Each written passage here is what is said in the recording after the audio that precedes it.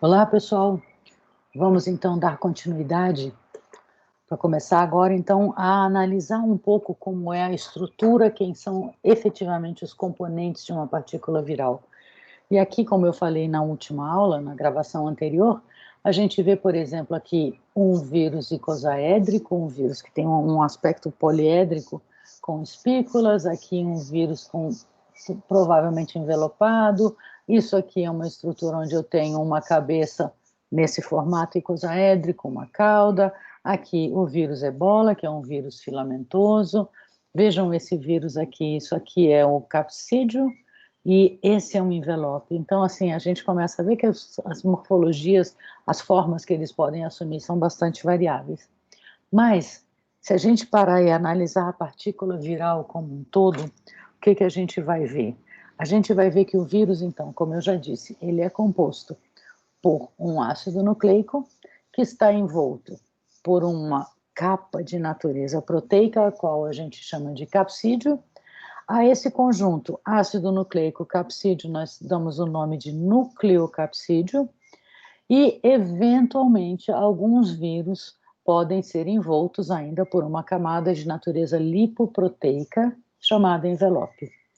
Em alguns vírus é possível se encontrar ainda uma matriz de proteínas envolvendo esse capsídeo, mas a gente vai analisar isso devagar aos poucos. O que acontece?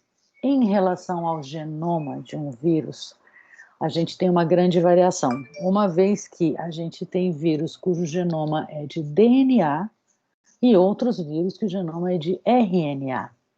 E, além disso, dentre os vírus de DNA, eu tenho DNAs de fita dupla, como é o DNA convencional celular, mas eu tenho vírus cujo genoma é de DNA, só que o DNA é uma fita simples, ok?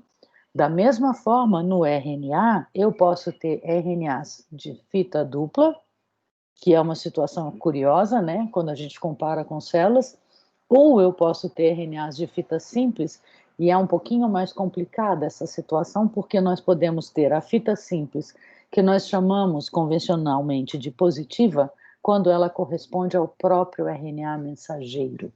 Ou seja, o genoma do vírus é o próprio RNA mensageiro. Isso significa que ele pode ser imediatamente traduzido quando ele penetra numa célula hospedeira. Mas eu tenho também alguns vírus de RNA de fita simples, onde a fita é chamada de negativa. Isso significa o quê? Isso significa que ela é complementar à fita positiva. Ou seja, ela não pode ser imediatamente traduzida. Inicialmente, no momento da infecção do vírus, a gente vai ver mais para frente, essa fita primeiro precisa ser convertida, precisa ser sintetizada a fita complementar a ela, para que essa complementar funcione como RNA mensageiro, embora o genoma viral seja a fita negativa. A gente vai analisar isso com bastante calma um pouco mais para frente. Então, em relação ao material genético, veja, a gente tem várias possibilidades: DNA dupla fita, fita simples, RNA, fita dupla, fita simples, positiva ou negativa. Então, aqui eu tenho um esquema, isso é do livro de microbiologia de Brock, simplesmente comparando, então, um vírus não envelopado com um vírus envelopado. O que a gente percebe é que, no caso de vírus envelopado, eu já vou adiantar algumas informações, o envelope, ele é de natureza lipoproteica. O que é um envelope? O envelope, ele contém parte da membrana da célula hospedeira, seja a membrana citoplasmática, seja a membrana do retículo endoplasmático, do complexo de Golgi, ou seja, no momento que o vírus faz a infecção da célula hospedeira e ele vai sair da célula hospedeira, ele vai por carreio, ele leva com ele a porção lipídica é da membrana da célula hospedeira. No entanto, vocês estão vendo aqui o envelope, tem todos esses círculos aqui, essas bolas. O que representam isso? Representam geralmente glicoproteínas, que são codificadas pelo genoma viral. Então, o envelope é uma estrutura mista, porque a porção lipídica do envelope é oriunda da célula hospedeira, enquanto que a porção proteica é codificada pelo genoma viral. ok?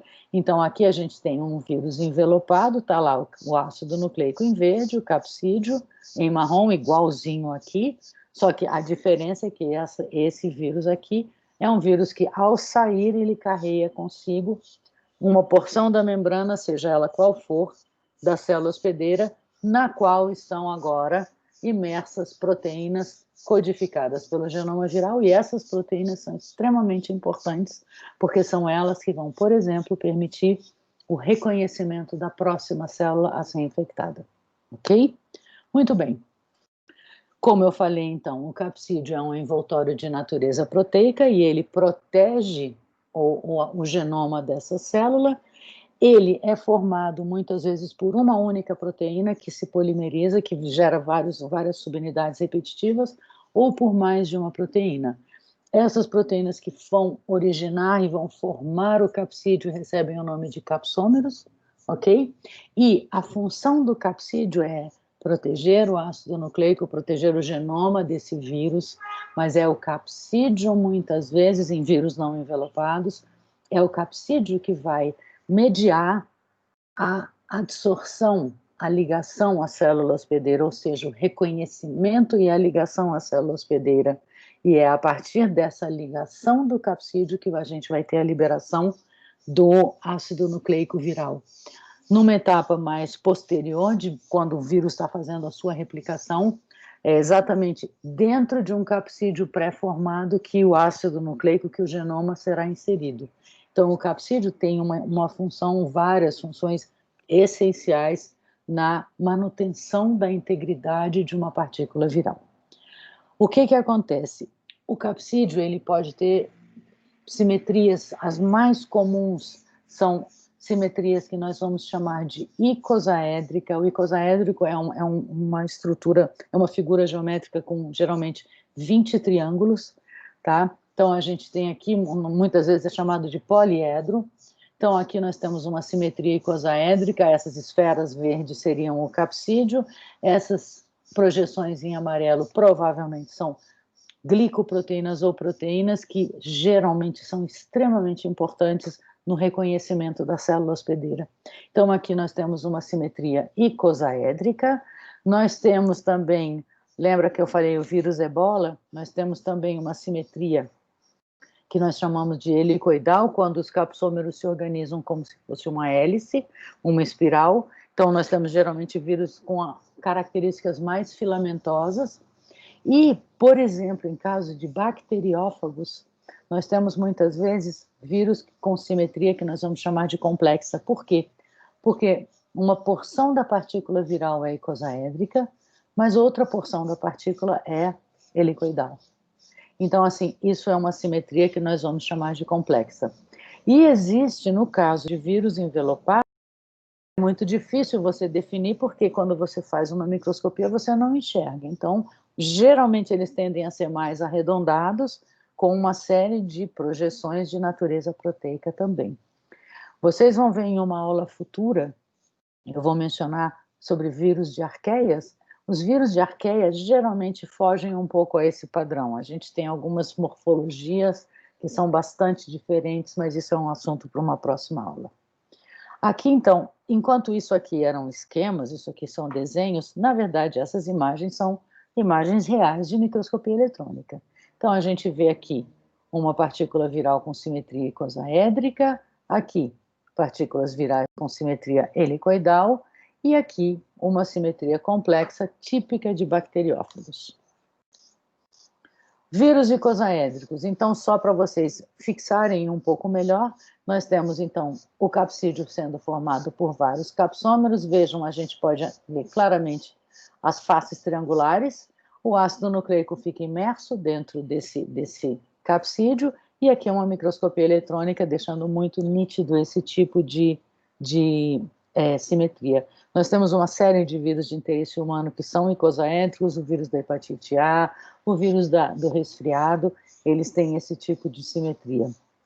Já vírus helicoidal, como eu falei, os capsômeros se associam de forma mais, como se fosse uma espiral, envolvendo o ácido nucleico, tá? E como exemplo bem clássico, nós temos essa foto que é muito conhecida, que é a foto de uma microscopia eletrônica do vírus Ebola, tá?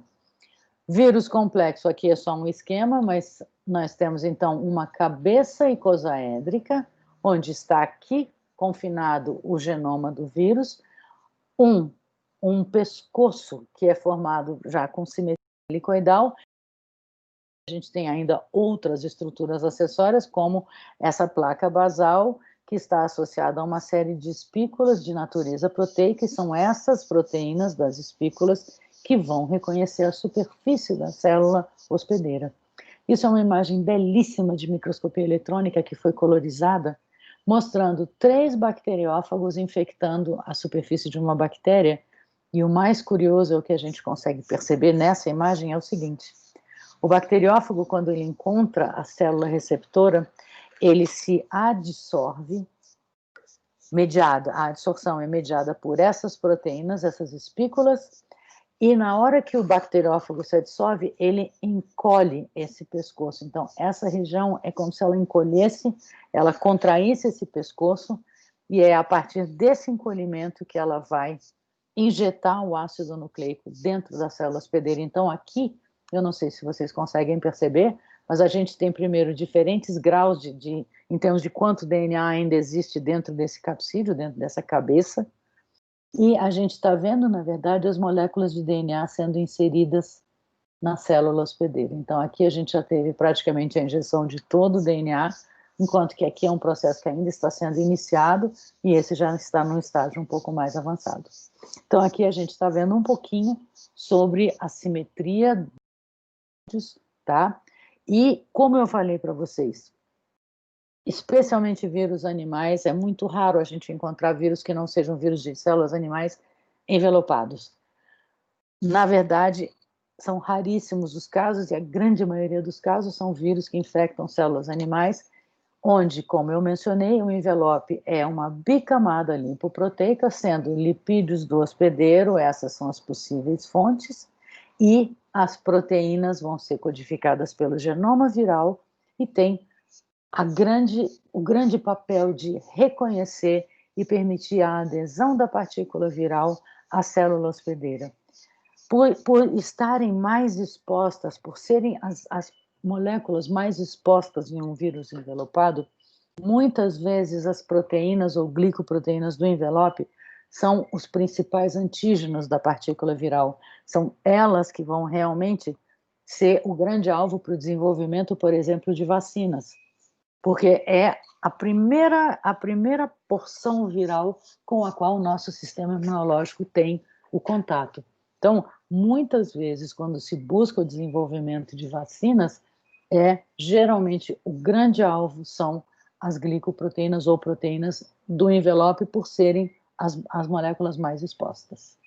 Então, aqui a gente tem alguns exemplos, vejam, isso aqui é um vírus cujo capsídeo é helicoidal, mas ele é envelopado, então ele assume essa morfologia mais arredondada, e aqui a gente tem uma série de glicoproteínas expostas, tá? Como eu falei, importantes no reconhecimento das células hospedeiras. Aqui a gente consegue ver as espículas em uma tonalidade um pouco amarela, e o restante da partícula viral mais esverdeada. Da mesma forma, eu posso ter aqui uma partícula viral de capsídeo icosaédrico, está lá o seu genoma, e novamente um envelope dando esse aspecto mais arredondado para a partícula. Ok? Então aqui a gente tem alguns exemplos de vírus de DNA, sendo DNA aqui não envelopados, DNA de fita simples, SS, gente, significa do inglês single strand, ou seja, fita simples, e DS significa double strand, fita dupla. Então tem aqui parvovírus, DNA de fita simples, papovavírus, fita dupla, adenovírus, fita dupla, iridovírus, fita dupla, e são vírus de DNA não envelopados. Aqui nós temos vírus de DNA que são envelopados. O vírus da hepatite B, que é um vírus extremamente curioso, eu vou mencionar mais para frente. O vírus da hepatite B é um vírus que tem uma molécula de dupla fita de DNA, mas ela não é inteiramente em dupla fita, uma porção da molécula só é dupla fita, tá? Aqui nós temos poxvírus, aqui vírus da família dos herpes vírus, herpes labial, herpes venéreo, mononucleose, vírus da varicela zoster, são todos dessa família, são vírus icosaédricos envelopados, cujo genoma é uma dupla fita de DNA. E, em relação a vírus de RNA, também não envelopados, nós temos, de novo, RNA de fita simples, RNA de fita dupla, e aqui, vírus envelopados, todos eles de RNA de fita simples. Vocês vão perceber que é muito frequente vírus causadores de doenças em humanos serem vírus de RNA de fita simples. Então, aqui, por exemplo, um vírus não envelopado de fita simples, nós temos o picornavírus.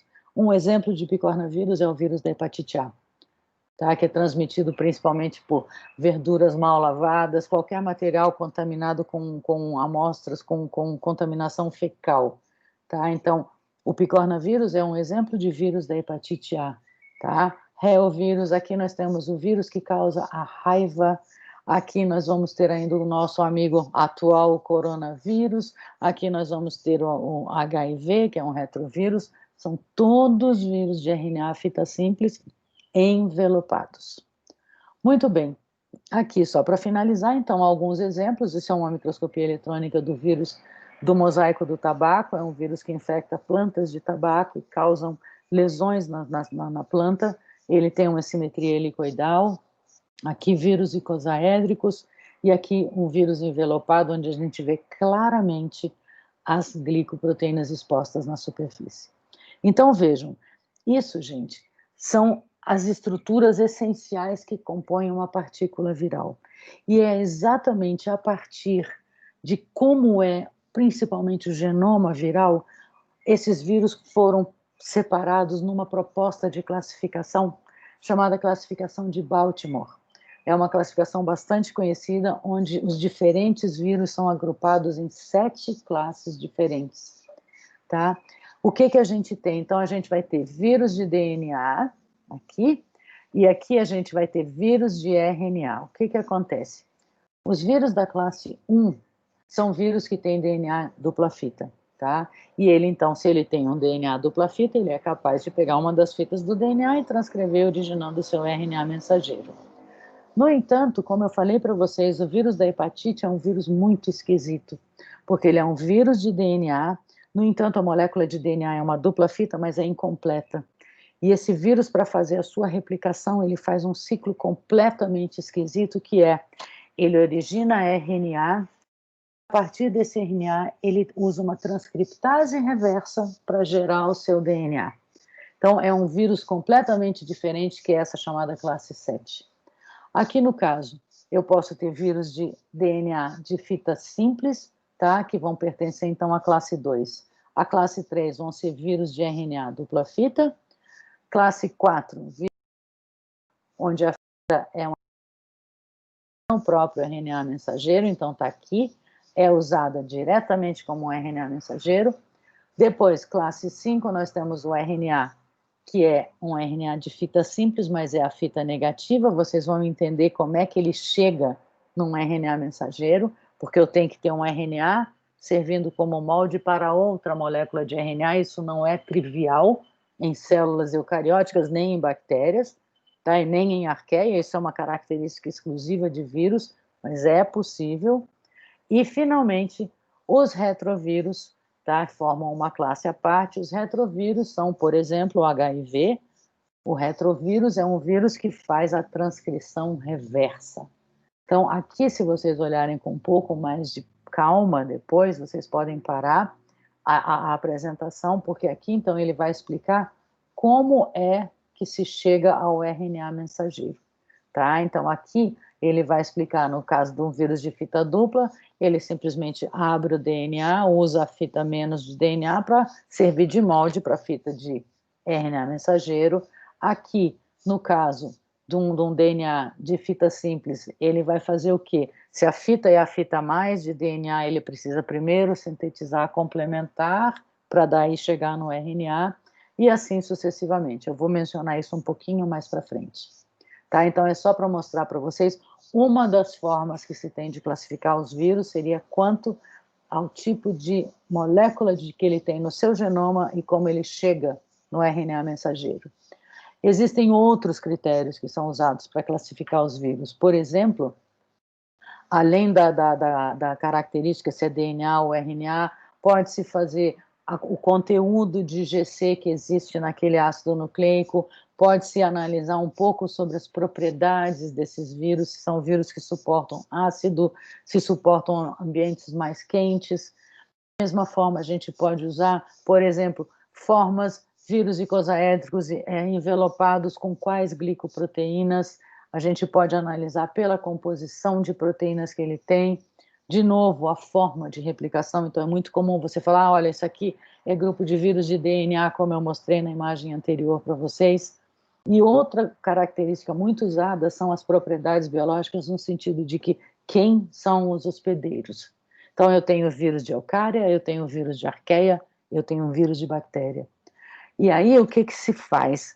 Se segue uma série de regras na taxonomia. Então, por exemplo, se você você isola uma nova partícula viral, para você definir a ordem, você vai usar esse sufixo, família Viridae, subfamília Virinae, e o gênero, muitas vezes, você vai botar um nome qualquer, por exemplo, o vírus do resfriado, o gênero dele é rinovírus, tá?